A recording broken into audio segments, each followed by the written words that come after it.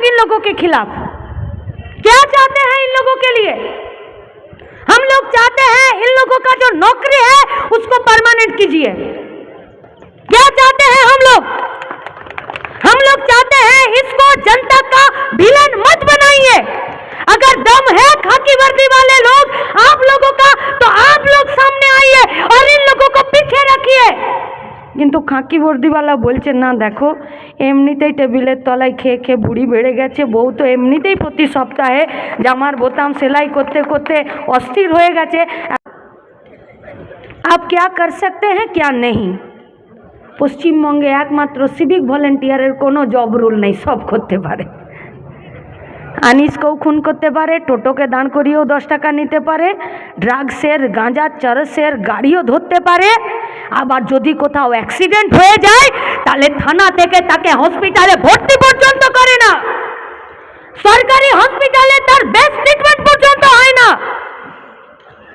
আজ থেকে 2 সপ্তাহ আগে একটি সিভিক ভলেন্টিয়ার ডিউটি থেকে ফেরার সময়, যাবার সময় যে কোনো কারণে হোক অ্যাক্সিডেন্ট হয়ে গেল, পুলিশ থানা শুধু ফোনে খবর নিল, ছেলেটাকে ভর্তি পর্যন্ত করলো না হসপিটালে। কলকাতার এনআরএস হসপিটালে মারাত্মক হেড ইনজুরি নিয়ে ভর্তি হলো, কোন রকমের ডিওয়াইএফআই চেষ্টা করলো তাকে ক্রিটিক্যাল কেয়ার ইউনিটে ভর্তি করার। ডাক্তাররা বলল আমরা চেষ্টা করছি। 4 দিন পরে একটা পুলিশ তার খোঁজ নিল না, ছেলেটা সমস্ত যুদ্ধকে ডাক্তারদেরকে হারিয়ে দিয়ে মরে গেল। সিভিক ভলেন্টিয়ার মরলে তার বাড়ির কারো সিভিক ভলেন্টিয়ারের চাকরি হবে? হবে? আচ্ছা, কোন সরকারি কর্মচারীর সঙ্গে এত বড় অন্যায় হয়? তাহলে সিভিক ভলেন্টিয়ারদেরকে বলছি, ভাইয়েরা তোমরা আমাদের বাড়ির, তোমরা সব ছেলে মেয়ে डूब के को तिनके का सहारा होता है। पश्चिम बंगाल में तृणमूल कांग्रेस का सरकार डूबने वाला है, वो आपको पकड़ के बचने का कोशिश कर रहे हैं। জনতার ভিলেনে পরিণত হয়ে যেও না ভাইরা। নিজেদের কাজের জন্য, নিজেদের স্থায়ী চাকরির জন্য, নিজেদের বেতনের জন্য যখন নিজেরা 60 বছরের পরে আর নিজেদের শরীর সাথ দেবে না, সেদিন তোমাদের কি হবে? তার জন্য যদি লড়তে চাও, তোমাদের সব রাগ ক্ষোভের কারণ আমরা হব না। আমরা তোমাদের কাছে দুহাত বাড়িয়ে বলছি, ডিওয়াইএফআই তোমাদের দাবিতে, তোমাদেরকে সাথে নিয়েই তোমাদের জন্য লড়াই করতে রাজি আছে, শুধু রাস্তায় এসে দাঁড়াও। लेकिन पश्चिम बंगाल में কয়েকশো মানুষ, আমাদের জেলার কয়েক হাজার মানুষের নামে মিথ্যা মামলা হয়েছে।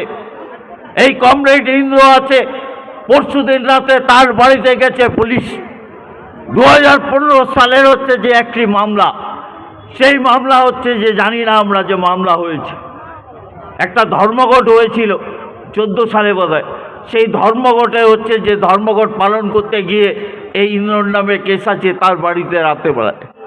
কেউ বাদ নেই, কারো নামে 17টা, কারো নামে 25টা, কারো নামে 13টা। এই ধরনের মামলা নিয়ে আমরা জনগণের মধ্যে কাজ করে যাচ্ছি। আমরা চাই এই সমাজটার পরিবর্তন করে দুর্নীতিগ্রস্ত মানুষ, জোট চুরি যারা করছেন তার বিরুদ্ধে ঐক্যবদ্ধ যদি না হতে পারি, তাহলে এই যে বিপদ যা আছে সেই বিপদের মোকাবিলা করা সম্ভব না। তাই আপনাদের কাছে আহ্বান যে আপনারা সবাই ঐক্যবদ্ধ হন এবং গণতন্ত্রকে পুনঃপ্রতিষ্ঠিত করার যে লড়াই, এখন আমাদের সেই লড়াই হচ্ছে যে আমাদেরকে করতে হবে।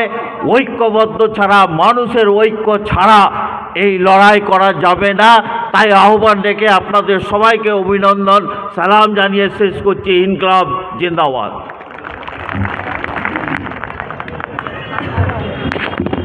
কমরেড, এখন আমাদের সামনে বক্তব্য রাখবেন আমাদের ডিওয়াইএফআইয়ের রাজ্য সম্পাদক কমরেড মীনাক্ষী মুখার্জি।